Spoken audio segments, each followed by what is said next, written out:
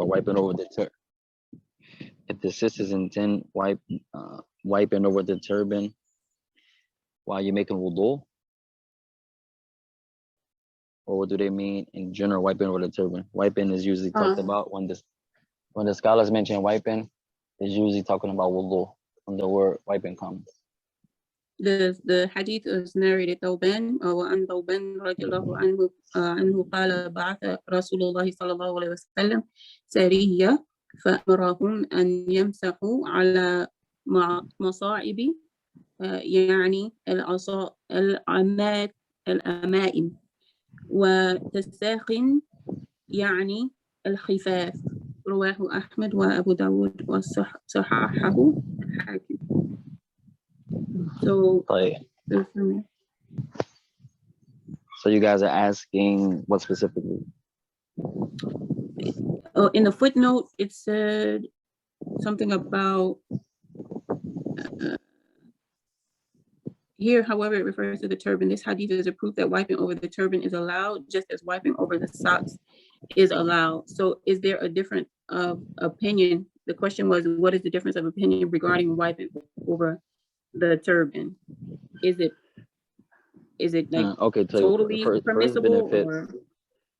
First benefit, although the footnotes y'all have says wiping, says allowed, the more correct thing is not that it's merely allowed, but it's a sunnah. Wiping over the khuf or the socks, if you sisters wear khufs, and that's a sunnah for the men and women, or if y'all have socks, things that are in place of the khuf. Now the scholars differ onto two opinions regarding the khuf. Is the khuf the sunnahs that you only wipe over the khuf? The khuf is the leather socks. Is that you only wear the leather socks? That's the first opinion. You only can make the wiping, the masah, over the leather socks. That's the first opinion. The second opinion is you can wipe over the leather socks and whatever is in place of leather socks, as long as it's a sock. And they use the fact that the khuf was the sock of that time.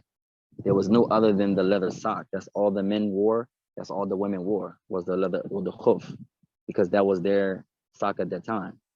So many scholars argue that you can wipe over more than the khuf. That was just the preference of the sock at that time. At any rate, it has to cover your whole foot, but it's not just allowed. If you sisters are wearing your socks and your socks cover your feet, or your khuf, and your khuf covers your whole feet, and it's time to make wudu, it's not that it's allowed to wipe over the khuf, it's a sunnah to wipe over the khuf. The word allowed has a meaning in Islam, and the word sunnah has a meaning in Islam. So that's the first point. So y'all gotta familiarize yourselves with the terms too. Allowed, whenever you come across something that's allowed, automatically it has a meaning. Allowed means if you do it or if you don't do it, it's the same. Anytime you come across something, it's merely allowed. What that means is if you do the action or you don't do the action, it's the same. You understand? Sunnah, or recommended, or mustahab, or nawafil, or masnoon, all of them have the same verb, but the same terms, they're synonyms to one another. That mean if you do it, you get a reward. If you don't do it, there's no sin on you. But that's different than allowed. So here, although that footnote, whatever commentary you're reading from, no problem, may Allah reward them, but it's more than just being allowed. It's actually one of the ways to determine if someone is on the sunnah in that regard. That's how many of the great imams of the past would determine if someone was on the sunnah by how they looked at the issue of wiping over the khufs. Because only the people of the sunnah deemed that to be a sunnah. Like that. Now the issue of the khuf, you have a time frame. Assalamu alaikum. The issue of the khuf, you guys have a time. Say if the sister stands up today and she makes wudu. This is her first wudu of today. So she washes her whole feet, both her feet, from her whole foot, her ankle bone, include her ankle bone, her toes, include her toes, 3 times, 2 times, or 1 time. 1 time is obligatory, 2 times is a sunnah, 3 times is a sunnah. Play it. Now she puts on her socks. and then 20 minutes go by, she takes her socks off, and then she passes wind, and then she makes wudu again. Now she has to wash her feet because she broke her wudu while her socks were off. But just say she makes her first wudu of the day, and she puts her socks on, and then she has her socks on, she passes wind, she uses the bathroom, she breaks her wudu. Now it comes time to make wudu again. Now it's better that she leaves her socks on and makes the masah over the socks. This is the sunnah. This is the point. Not that that's allowed, that's a sunnah. Now she can take her socks off and wash her feet, yes. But the sunnah is that you do what? That you wipe your feet, your socks in this regard. Because when she put her socks on, she was in a state of wudu. So that's the first small correction of your commentary. Not that it's allowed to make the mess, it's a sunnah to make the mess over the khuf. And is that regarding that, Jazakallahu khairan? There was another question on a different day that I didn't put here. It's specific to this. Is the turban here, is it also include the hijab? Now the turban, okay, the turban in Arabic, you can use, in English you may say turban, in Arabic you may say khimar. You guys that study in Arabic, you may know the khimar only to be the head covering of a woman. But in the language, the word khimar means a piece of cloth that is used to wrap the head, whether it's a male or a female. It makes no difference. A piece of cloth, like the word izar. An izar is a piece of cloth that is used to cover the lower part of your body. So with when a woman wears a skirt, that's an izar. When a man takes his pillowcase and wraps it around his waist, that's an izar, a piece of garment that covers the lower part of your body. The khimar is a piece of cloth that covers the top part of your body, that covers your head. So that's the khimar. So khimar can be referred to as what the woman wears. A khimar can be referred to as what the brothers wear. In some of the hadith, it comes that the Messenger of Allah, masaha ala khimarihi, that he wiped over his khimar, meaning his turban, the piece of cloth that he used to cover his head. So now the scholars do differ, number one, on is this wiping for the women, for the men? Although there's a hadith, that hadith number that the Prophet of Allah in Bulugh Maram, what number is that? Do you remember? Hadith Toban. So now the scholars, they do differ. I believe it's some weakness in that hadith. At any rate, so they differ on, number one, is the hadith sound? And then number two, some say is weak. And number three, they say, because it comes another narration that he wiped his khimar and some of his head. So they differ. They say some scholars have an opinion that you can wipe for the man over the khimar, but some of your hand has to touch your forehead. Because some narrations say he wiped over some of his khimar. At any rate, so it's slightly different. There are some different conditions regarding the khimar and the turban. For example, and this is where the qiyas comes in. Some scholars accept qiyas, some don't. The qiyas is when you take a ruling of something, and because it's similar to something else, you apply that same ruling to that similar thing. That's the qiyas. Like here, you see how when you guys ask, okay, well, the sister, she wipes over here. The man can wipe over the turban. Is it the same for the woman? Can you make qiyas there?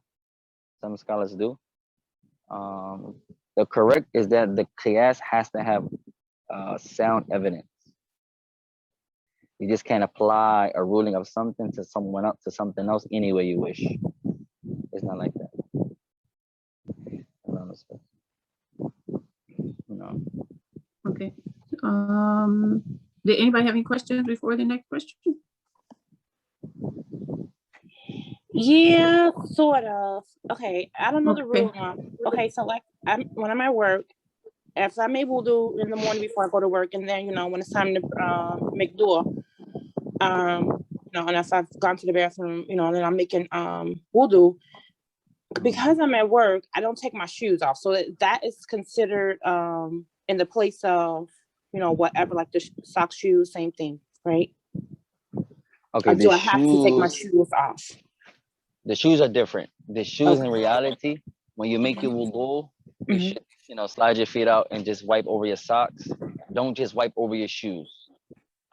Now, some scholars have that opinion, but they're really, really, really technical. And they say the shoe has to almost be like a boot type of those army type boots, like where your foot is laced up all the way. It has to be a hardship for you to get your foot out or inconvenience. And it has to cover your whole foot, like the hoof. So most of the shoes that we wear are sneaker type shoes. Our whole foot is not covered. Okay. Number two, you need proof. Once again, see, they're using the qiyas, those that say that. But remember, every qiyas is not sound. Qiyas is when you take the ruling of something, and just because it's similar to something else, you apply it to that thing. Sometimes you're going to be right. Sometimes you're going to be wrong. So it has to be a sound qiyas. It has to have sound evidence upon it. Here, if I say he wiped over the hoof, so you can wipe over the shoe too, like that. But where's the evidence? The hoof is something specific, or has to resemble the hoof. The shoes, if they resemble the hoof, that alhamdulillah. But most shoes don't cover your whole foot. Most shoes are not in place of your socks. They go over the socks. Two different things. Allah Alam. So I would say take off the shoe, and just wipe over the socks. That will be safer. So when you stand in front of Allah, there's no doubt about, did I just make wudu correctly or no? One of the safest ways to protect yourself is to always ask yourself, what's my evidence? What's my proof for this thing that I'm doing right now? If you can stop, and whatever it is, if it's a worship, especially if it's a worship, and you ask yourself, what's my proof? If you have proof, and it's going to help you memorize and increase your memorizing also. If you can stop upon evidence. If you can't stop upon evidence, then that should humble you and increase you in your drive, your strive for memorizing and seeking knowledge. And may Allah increase all of them. Naeem. Allah. Okay. Any more questions before question number 2? Okay. Number 2, when wiping over the hijab, do you clean the ears separately? When wiping over their hijab, do you clean the ears separately? Okay, number one, the hijab, you guys, when y'all say the word hijab, y'all talking about the entire Islamic character of the woman, the Islamic covering of the woman. The khimar is from the hijab, but the khimar itself is not a hijab alone. The hijab is her entire covering on the sunnah. That entire action of her covering from head to toe, with her garment not being tight, not being see-through, not being short, covering her whole body, not being revealing. That whole action is called the hijab. So when you say wiping over the hijab, the intent is the khimar there, like that. The hijab is something specific. The entire covering, the entire character. A woman makes a lie, commits a lie, and you say, fear Allah regarding your hijab. She said, what do you mean? I'm covered. Yes, fear Allah regarding your hijab, meaning your Islamic character, your modesty. Lying is a sin. You can use the word hijab for the character also. But here, so wiping over the khimar for the woman, you said, does she have to remove the khimar, the hijab when she's wiping? No, do you clean the ears separately? Okay, now the ears, as it comes in a hadith, that's in the Sunan, al-udhanani min ar-ra's, that the 2 ears are part of the head. The 2 ears are part of the head. Now remember your principles, ya ikhwan, that everything for the woman is for the man. Everything for the man is for the woman, unless you have some text to specify. Every ruling in our religion, if Allah's talking to a woman, is not only for a woman, but rather it's for a man too. And every ruling that's for a man is not only for a man, although Allah could be talking to a man. It's not specific for a man, unless you have proof. There are only a handful of things that are specific for a woman. And there are only a handful of things that are specific for a man, and they have evidence. Other than that, the rulings are the same. The rulings are the same. So now, if the woman is making her wudu, it's the same as if when the man is making wudu, except in some things. So her ears, she should wipe her, cleans her ears too. She take the fingertips, and either she gets fresh water, and then she should wipe the inside of her ears and the outside of her ears with her thumbs. So she can wipe the head. She wipes the kimar, for example, and then if she can go underneath, she goes underneath, and then she cleans her ears also. No, no, she can do that. It'd be better once again and safer if she removes her kimar, you know, and then makes it the wudu the more correct way without wiping. Because remember, the wiping is an allowance. It wouldn't be it's not nothing that the Messenger of Allah used to do all the time or like that. But it shows an allowance in Islam. Your sound is breaking up. The wiping will be like an allowance. If the sister has a kimar on, if it's not a hindrance on her to untie her kimar and to wipe her forehead and to wipe over her head and come back over and to clean her ears, that would be the best, of course. If she has any type of kimar with a lot of material and it's difficulty, and she just wipes, alhamdulillah. So in that regard, depending on her material, she may not be able to get to her ears while she's wiping, depending on how her kimar is tied. So she got to be careful with that also. But if it's not a hindrance, she can untie her kimar, wipe her head correctly, cleanse her ears, and do the entire sunnah. That's the best. Alhamdulillah. May Allah make it easy. Ameen. Any questions on number 2? Okay, number 3. When saying the Bismillah before wudu, or when saying Bismillah before wudu, is it said aloud? If not aloud, is it whispered or without saying with the tongue, also in the Bulugh prayer? The Bismillah before wudu is not a sunnah. Saying the Bismillah before you make wudu is not a sunnah. The proof that that's not a sunnah is if you guys go back to the verse that came down in Surah Al-Ma'idah, where Allah Ta'ala He says, إِذَا قُمْتُمْ إِلَى الصَّلَاةِ فَأَغْسِلُوا وُجُوهَكُمْ وَأَيْدِيَكُمْ إِلَى الْمَرَافِقِ إِلَى آخِرِ هذه الآية, where Allah Ta'ala says, whenever you intend to pray, then wash your faces and your hands to your elbows, to the end of the verse. If you go back to this verse, there's no mention of say Bismillah. This is the verse of wudu. Surah Al-Ma'idah, verse number, in the beginning of the surah, verse number 3 or 4 or something like that. There's no mention of Bismillah. There's no mention of Bismillah. Allah didn't say, إِذَا قُمْتُمْ إِلَى الصَّلَاةِ إِذَا قُمْتُمْ إِلَى الصَّلَاةِ فَاذْكُرُوا اللَّهَ أَوْ وَقُولُوا بِسْمِ اللَّهِ. Allah didn't say that. If you intend to stand to pray, then say Bismillah, or remember Allah. Say Bismillah, then wash your faces and your hands. Allah didn't say that. If one of you guys pull out your Quran and you go to the surah, Allah Ta'ala says, whenever you intend to pray, then wash your faces and wash your hands to the elbow, and then wipe your head, and then wash your ankles, wash your feet into the ankles. There's no mention of Bismillah. That's number 1. Number 2, in the Hadeeth, and you guys are studying Bulugh Al-Maram now, when y'all get to the Hadith about the water, Hadith Uthman, when he calls for someone to bring a pail of water, and he says, I'm going to make the wudu for you the way that I saw the Messenger of Allah make wudu. There's no mention that I heard him say Bismillah. They don't mention that the Prophet would say Bismillah. So the hadith of the when the companions are describing when the Messenger of Allah made wudu, not one of them say he said Bismillah. Not one of them say I heard him say Bismillah. So you can't say saying Bismillah is a sunnah if there's not an established sunnah that the Prophet did that. That's number 1. But now the question is, so where did it come from? You guys with me? No. So now the question is, so where did it come from? There is a hadith. Hadith is narrated by Abu Hurairah. It's collected by Tirmidhi, and it's also in the Sunan. And when you go to this hadith, there are three opinions of the hadith.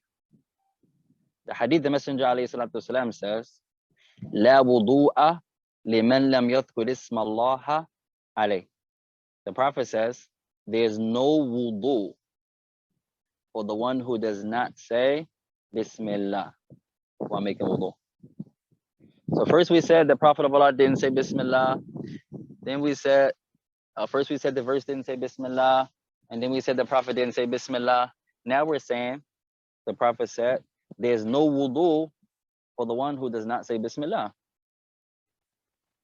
You guys with me? So it looks like it's a contradiction. We said firstly what? The verse didn't say Bismillah. The Messenger of Allah didn't say Bismillah. And now we're saying the Prophet said, if you don't say Bismillah, you don't have no wudu. So what's the first thing you do now when something looks like there's a contradiction? What's your first question? Let's see if you guys are really paying attention while you're reading the hadith or no. One of the sisters, Sister Valesi, says the motorcycle hit the car. Who else? I know you have one. Ali, she comes and she says the car hit the motorcycle. And they come to the other sisters with two opposing narrations. Before you can ascertain this or that, what's your first question? Their statements that tend to oppose each other. What do? Valese said, where did it come from?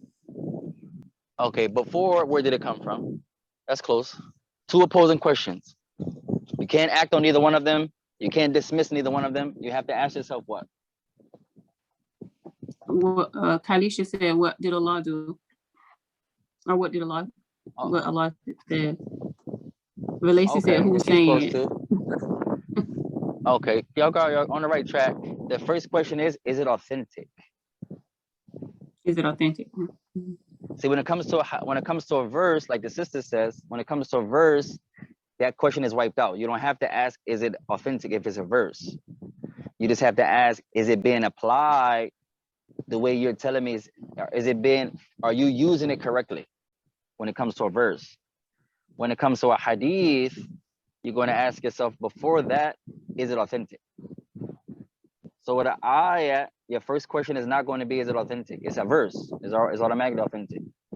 Your question is going to be, since if Valesi has a verse, Ali has a verse, Khaleesi has a verse, this one has a verse. Okay, so I don't have to come and say, are your verses authentic? No, you guys are giving me verses of the Quran. So with the verses, the question is going to be, number one, are you using this verse correctly? Is what you're saying about this verse the way Allah intended the verse? And that's why fiqh is so important too. Because you can have a hadith, you can have a verse, and the hadith can be authentic, but the way you're using it is wrong. The companions didn't use this verse like that. The Prophet didn't use this verse like that. Or the Tabi'un didn't use this verse like that. So it's not, well, I gave him the hadith. You hear a lot in America, I gave her the hadith, I gave her the hadith. She's shut out, she's off of it. I gave her the proof. No, it's not like that only. You have to make sure the proof is being used correctly firstly. Well, is it authentic first, if it's a hadith? Number two, is this authentic hadith being utilized correctly? So here, we don't have to go back and say, is it authentic verse? It's not a verse. That's a hadith. Going back to the first point, when we said the verse didn't say Bismillah. Okay, so now we can apply the first thing. Is it a verse? Okay. Do you say Bismillah? If so, why didn't Allah mention it? Like that. Going back to our second point was what? When the Prophet made wudu, the companions didn't say, I heard him say Bismillah. If the Prophet is teaching them the wudu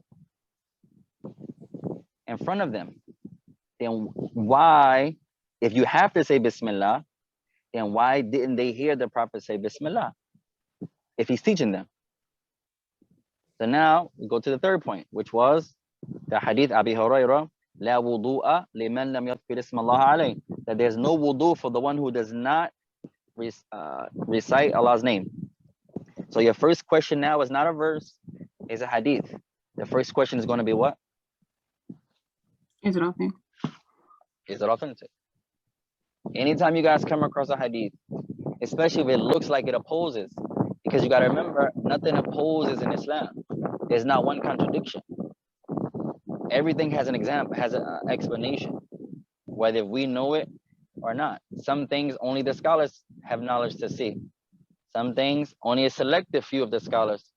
Some things are known to the people of knowledge. Some things is there, but I don't know.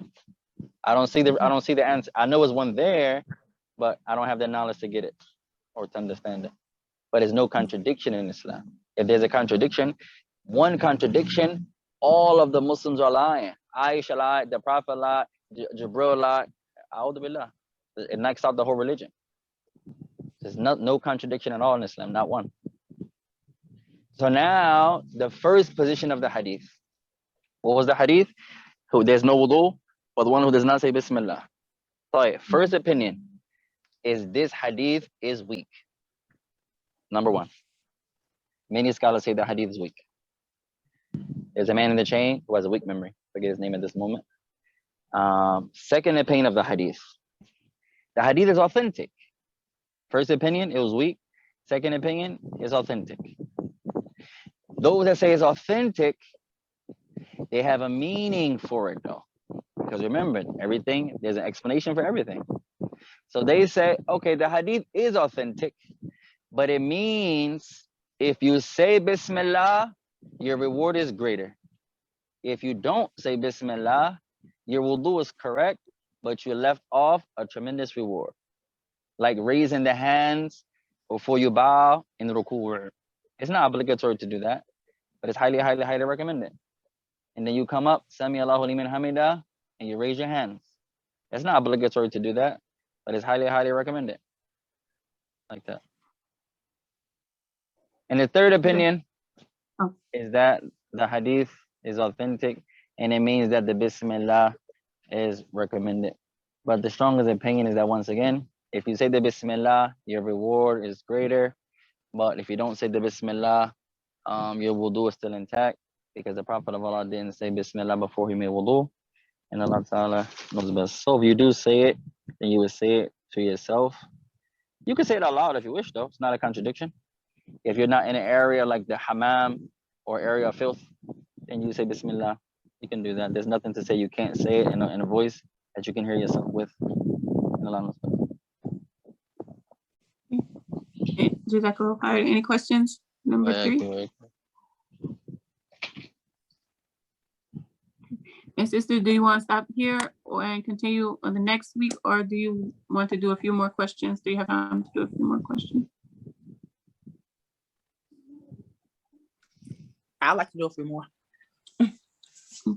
That's what they say. All right, inshallah. No, I think that was Abdul Kareem. Okay. Lacey said yes. Lacey wants to stay too. And Khadijah. Okay. Karima, you okay? Anissa? Y'all good to stay too? Okay, inshallah. All right. Alhamdulillah. Okay, number 4. What's the ruling on facing the Qibla when using the bathroom? This issue I have 2 opinions. When you're using the bathroom, well, 3 opinions. Are you like close, like say you're in Mecca, Medina, and that area there? Can you actually see the Kaaba or not? The next point, are you outside? And the next point, are you inside? Some scholars, they differ. They say it's general, whether if you're inside, outside, in Medina, in Mecca, wherever you are, but you're facing the Kaaba, then you should turn away. And they use a hadith that I believe you guys are about to pass. Hadith Salman, I believe. Salman, he mentions that when the buildings were constructed in his time, that they found that the marahid, the toilets, used to face the Kaaba. So what they used to do was turn to the east and turn to the west. Because there's a narration where the Prophet of Allah said, لا تستقبلوا قبلة لا تستقبلوا قبلة, do not face the Qibla when you're urinating or when you're defecating. So many scholars, they use this hadith. The difference is that how they understand the hadith.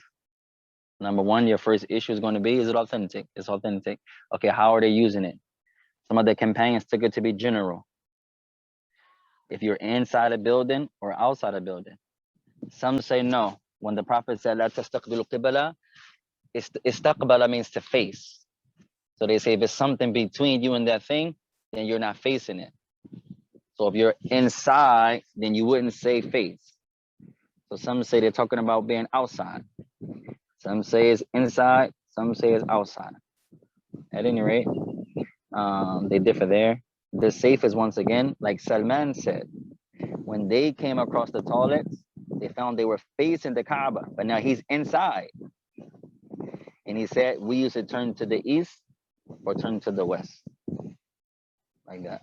Remember, ya Ikhwan, sometimes, especially if you guys are seeking knowledge, there may be things that are better to do out of fear that you could do something.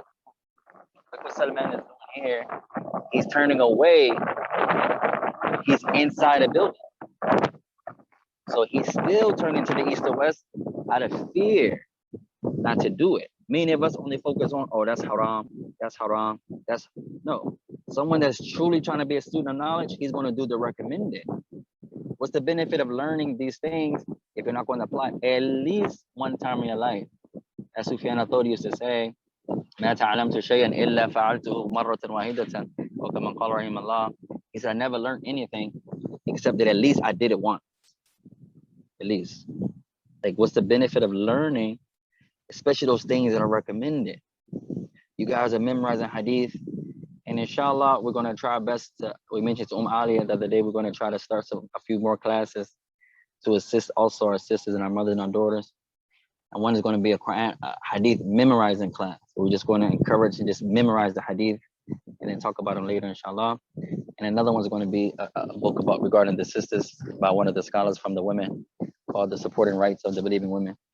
At any rate, but hopefully with these classes like Bulugh Al-Maram and the like, instead of just reading the narration and taking the benefit from them, alhamdulillah, y'all will also go the next step and try to sometimes memorize them. Even in English to start off with. If I'm just starting out and I don't know okay, and I'm learning this hadith in English, yes, that's not recommended to do, but I'm just starting out. It's better for me to say the meaning of what the Messenger of Allah said is all actions are based upon intention, narrated by Umar, selected by Bukhari and Muslim. That's better as I'm starting out.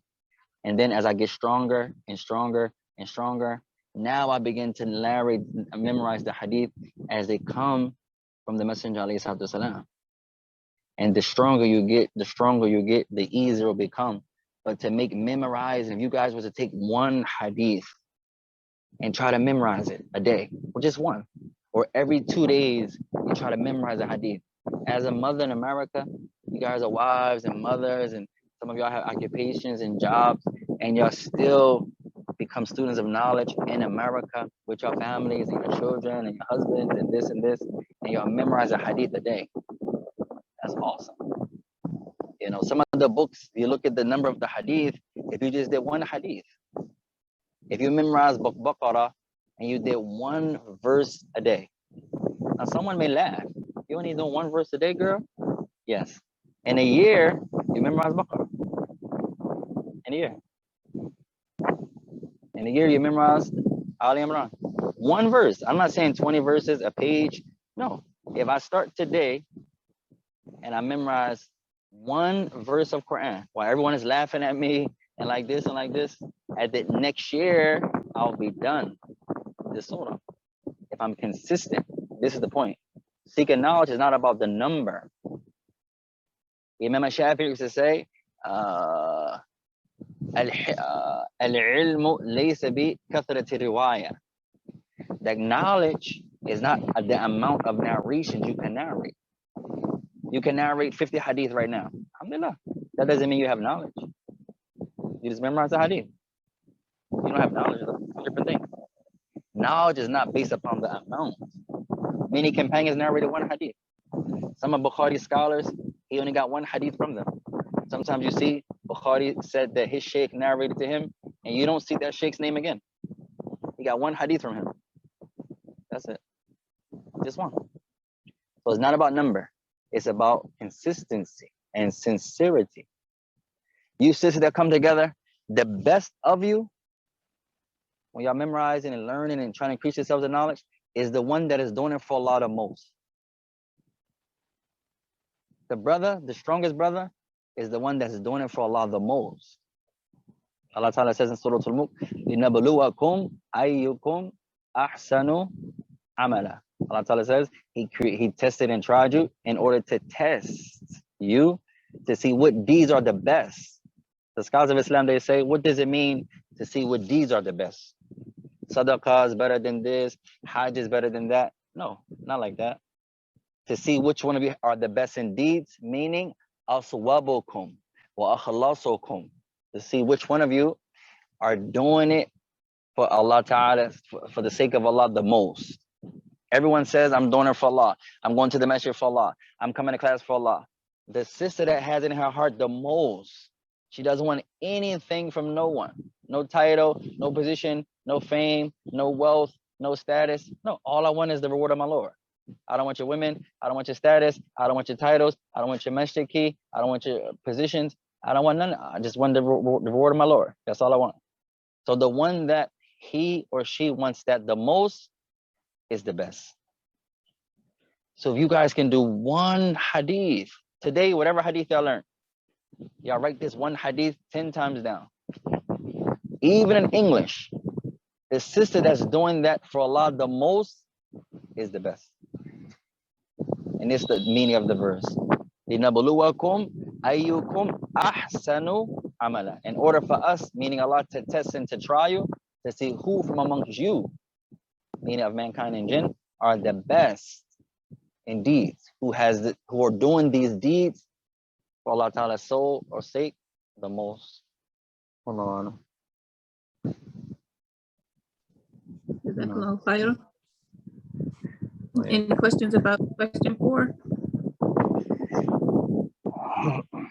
Okay. Number 5, when making wudu, how much water is to be used on the feet? And if you could distinguish between washing and wiping. Wiping and washing are two different things, Ikhwan. You don't wash no parts of the body when you're making wudu. You don't wash no parts of the body. Washing technically is like with soap, and you may use a scent or something like that. What we're doing is mainly like a rinse, if you want to be technical like in English. But the word wash, when you put your hands under the water, just pure water, you're not really washing your hands per se, how we understand it. There's no soap involved when you make wudu. There's no smell goods in the water to make the water have a smell when you make wudu. So you can use the word wash, yes, as long as you understand the meaning of it. Usually when you say in English, I washed it.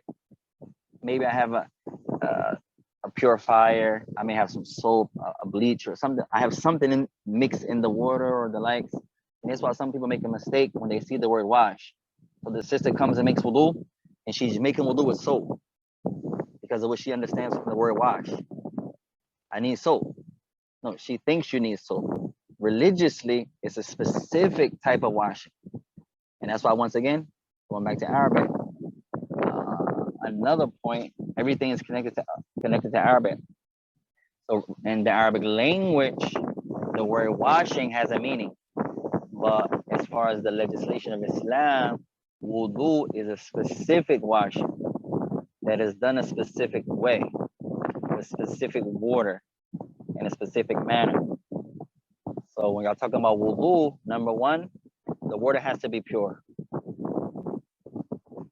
There's 2 types of water. Some scholars say 3. The stronger the opinion is that there are 2. At any rate, one of the 2 types or 3 types is pure water. Then you have water that's pure in itself, but you can't use it to purify. If something pure falls into the water and changes the color or the taste or the smell of that water, now you can't use that water to make wudu, although that water is still pure water. And then some scholars say if it changes so much, it's not even considered to be water. That's why you can't use it. So they differ there. At any rate, the sister comes and she's making wudu. If she has to use soap first, then that's not the wudu yet. Say some of you, mashallah, y'all have filthy hands, you know, you have dirty hands. Y'all come to make wudu and your hands are filthy. So I need soap. Okay, so she says Bismillah, Alhamdulillah. She just says it to herself, or she says it in a voice that's loud enough for her to say it, or she doesn't say Bismillah at all, as we went over that earlier. So now she needs soap. While she's using the soap, that's not part of the wudu yet. What she's doing is something that's recommended before she does the wudu, because her hands are filthy or dirty or whatever. So she's using a stringent, a detergent, a soap, a purifier to get the filth off her hands before she starts the wudu. But the water has to be pure. So if she's using soap, the soap is going to affect the water. So she has to be mindful of that too. It has to be pure water. Before you talk about the amount, you have to make sure you understand the difference between pure water and water that is pure and has something mixed in it, and water that's pure and that can be used as a purifier, and water that's impure. It has to be pure water that can be used as a purifier. She has that. Now the sunnah of wudu is not like how we make wudu nowadays. How the Prophet used to make wudu, if you always put your two palms together, a nice medium-sized woman from amongst you, you put your hands together, not a little small girl, and not a big girl, like a medium-sized woman, and they put their hands together. The water that fills that up, that's how much the Prophet of Allah used to make wudu from. Asar. If you do that 4 times, you take 4 scoops of water with your 2 palms together, that's what the Prophet of Allah used to make wudu from. And I believe 8 of them he would make a ghusl. But you got to remember also, the Prophet's understanding is his worship, number 1. He's not wasting. Many of us are making wudu, the water is just flowing. If you take how much water you use in the shower and waste it, you know, we're going to be held accountable for that, Yawm al-Qiyamah. Likewise, wudu. You go to the masjid, the bathroom is just running, and you only use the handful of water. You take a bucket and fill up this small bucket and keep it by your sink and make wudu from that bucket, and you'll see how much water you actually use. You don't really use a lot of water for wudu. You don't use a lot of water, you know. And you can use the same. You can preserve water, you know. You can take the water off your head and you can wipe your arms. You can take the water off you can do that also. So the amount was a small amount. And one of the companions one time was making wudu and they was wasting the water. And the other companion said, the one that's better than you used to use less than that. Talking about the Messenger. The Prophet used to use a small amount of water when making wudu. No. The point is, you try to get your entire body at least 1 time. 2 times is a sunnah, 3 times is a sunnah, 1 time is an obligation. But you're wiping the body part with the water completely at least once. Once you do that, if you want to add and do 2 or 3, you can do that, but you don't exceed 3. Once you wipe the body part 3 times, that's sufficient. Allah. Any questions during that one? Okay, 2 more questions, inshallah. What are the sunnah rak'ah for Dhuhr prayer? For Dhuhr, you could pray 2 rak'ah before Dhuhr. You could pray 4 rak'ah before Dhuhr. You could pray 2 rak'ah before Dhuhr and 2 rak'ah after Dhuhr. You could pray 4 rak'ah before Dhuhr and 2 rak'ah after Dhuhr. You could pray 2 rak'ah before Dhuhr, 4 rak'ah after Dhuhr, and you could pray 4 rak'ah before Dhuhr and 2 rak'ah after Dhuhr. They're probably different at different times, mashallah. It's also a sunnah that many of us forget, and it's reminding for myself firstly, that if you're going to do the sunnah, it's best that you do the sunnah home. If you guys are in the masjid, say y'all got class in the masjid right now, and it's almost Dhuhr time, and one of the sisters got prayed Dhuhr, and she intends to go home. She's not sitting around with the girls, hanging out.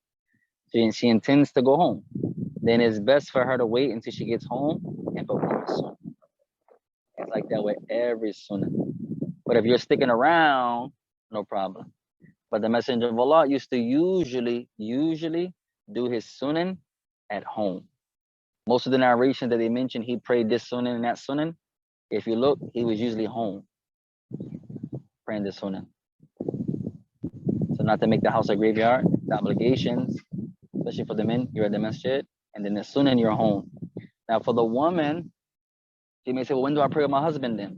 If he's at home, if he's at the masjid, and then I'm at the house praying the sunan, the man, if he's really on the sunnah, they can pray the sunan together, and then he will go to the masjid and the like, and he would establish his worship, his obligation, and then she would pray home. And sometimes she can also go to the sunnah, to the masjid too. That's another sunnah that is allowed. The women of the time of the Messenger, many of them used to go to the jama'ah, not just for Jumu'ah, but you can go pray. You may not go for every prayer, but you can go pray. A woman can do that. You remember the narration when Umar, his wife, he tried to stop her from going out of jealousy, and you naturally have jealousy for your women. And then she said, "Are you trying to stop me?" And then she reminded him of the hadith. And she said, the Messenger of Allah ﷺ said, and it shows once again the women of knowledge.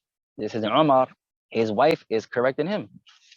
The wife is correcting him. She said, don't you remember the Messenger ﷺ said, Ya la tamna'u imat Allah masajid Allah.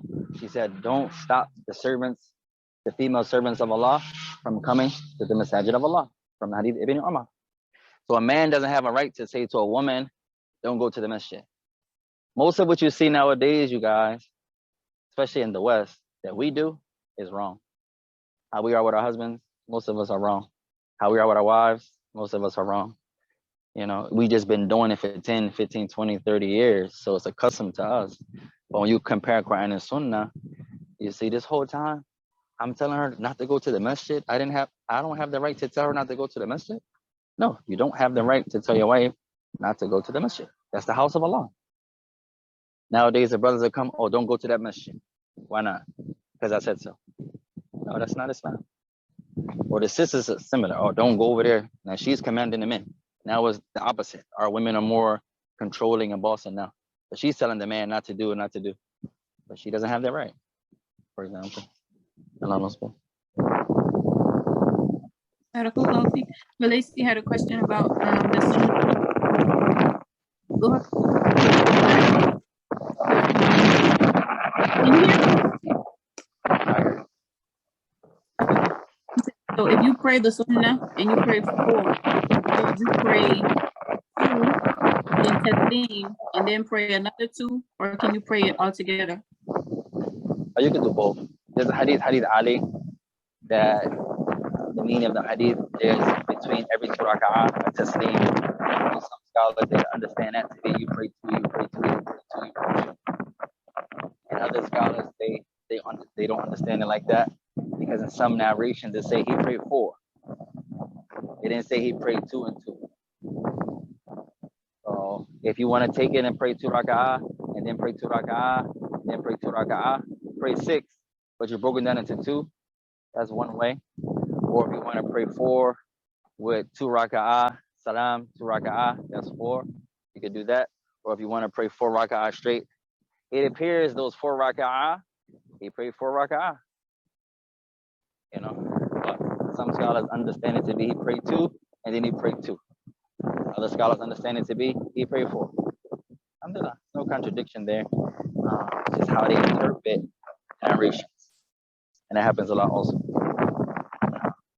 The hadith of hadith of Aisha, that's in Bukhari and Muslim, and what she says in the meaning, the Prophet never prayed more than 11, and one narration 13 raka'ah in Ramadan and outside Ramadan. How did she get 11 and how did she get 13? Some scholars say she meant 11 and then the 2 raka'ah for the Fajr meant 13. So how they interpret what she said. And that's most of the difference of opinion that you guys are going to find in the issues of al-fiqh or the likes. Any difference of opinion, how the scholars understand what's being said. Some scholars understand it to be one way. As long as it's not a contradiction, it's not a problem. Imam Malik, he has an opinion that what? Only the Imam recites Al-Fatiha and the out loud prayer. Imam Malik has that opinion. Sheikh Albani agrees with Imam Malik. Sheikh Albani says, rahimahullah, that when you're praying out loud, you don't say nothing unless you're the Imam. Only the Imam says Al-Fatiha. And that's what Imam Malik says. And then there's another opinion that everybody recites Al-Fatiha. They have the same hadith in front of them. Hadith Malik ibn Huwayrith, Hadith Abi Hurairah, in which the Messenger of Allah said, La salata liman lam yaqra bi fatihatil kitab, that there's no prayer for the one who does not recite the mother of the book. Okay. Imam Malik says yes, there's no prayer for the Imam. Like that. Imam Ahmad said no, everyone has to say it. But they have the same hadith in front of them. But it's how they look at that hadith. This scholar understands it to be that the Imam is the only one who recites. You don't say nothing to yourself. And then other scholars say no, everyone recites. Like that. And then they may bring other narrations to strengthen their point of view. But my point is, they're different mainly over how they look at the narration. As long as there's not a contradiction, you're going to find that's the most issue of ikhtilaf. That's called ikhtilaf al-fahm, the difference of opinion of one's understanding. As long as you're not contradicting any other narrations, then it's okay. Now, the reason Imam Ahmed appears to be more correct is because there are other narrations that show that the companions will recite to themselves. You remember the hadith Abi Hurairah, in which a tabi'i came to Abu Hurairah, and it's in Ibn Kathir, and he asked him, do I recite Al-Fatiha in the prayer? He said, yes. He said, what about if I'm being led in prayer? Do I still recite it? Abu Hurairah said, yes, recite it to yourself. So there are other narrations to show that everybody recites Al-Fatiha, although Imam Malik had that opinion. So this will be an example of that. If you stand up and pray 2 raka'ah, and then say salam alaikum, and then 2 more raka'ah, and then salam alaikum. You pray 4. You just broken down 2. Like the night prayer. Sometimes you pray 8 raka'ah. You may pray 6 straight through. You may pray 4 and then 4. Or you may pray 2, 2, 2, 2, 2. Like that. Allah knows. Jazakallah. And the last question regarding hadith number 19 and the utensils.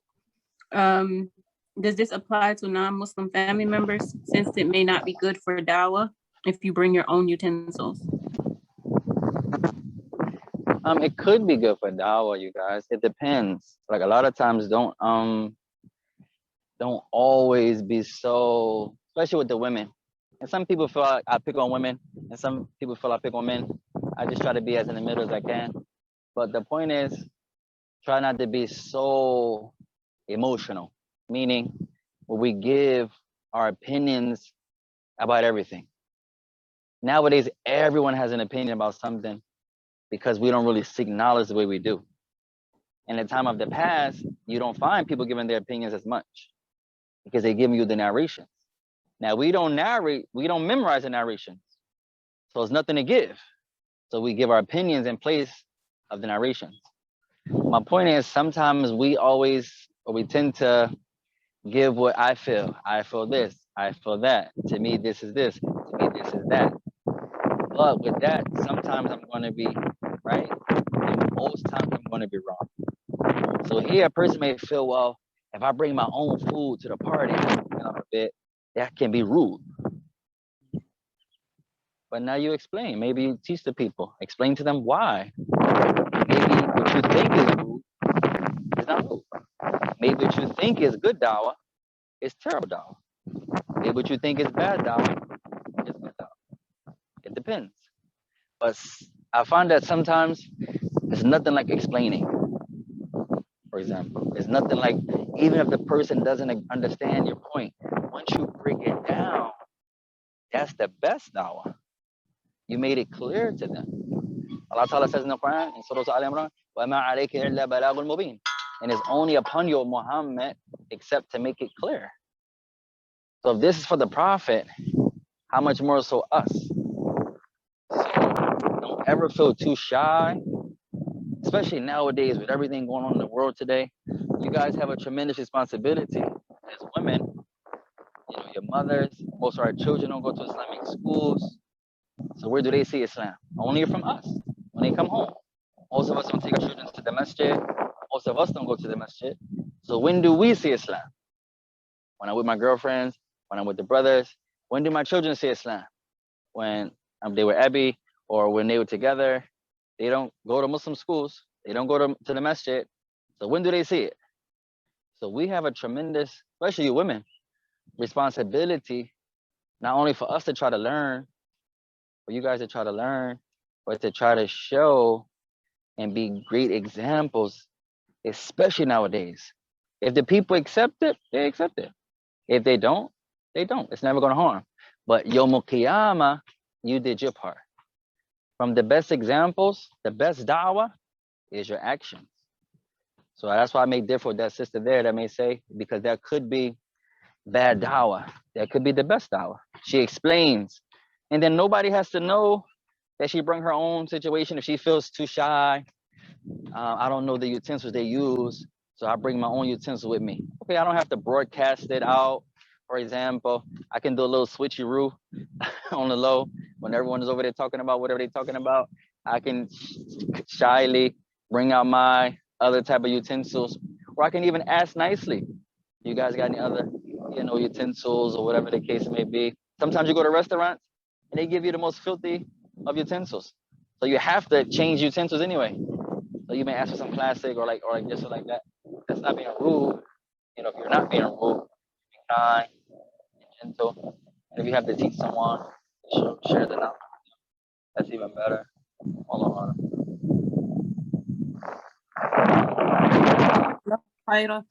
Okay, does anybody have any questions before we go?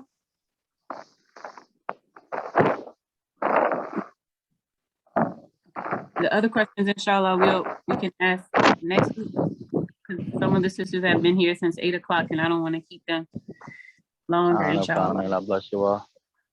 Anything else? That's correct. Allah. That's correct. That's myself.